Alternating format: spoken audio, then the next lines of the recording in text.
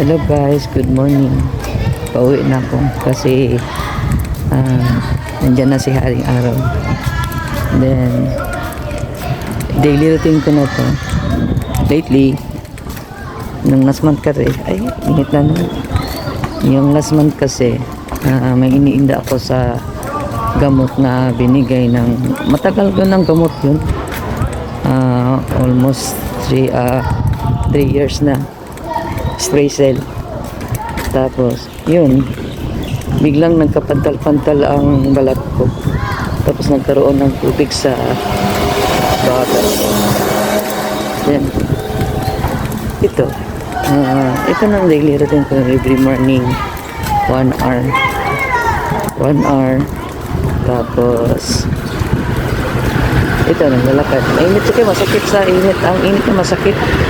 Parang kinakagat ang balat ko sa init. Pero okay lang. Kasi i-report ko na to. Kasi bagong gamot to. I-report ko nung ngayon. Check up ko bukas. So, yan na muna guys. Salamat.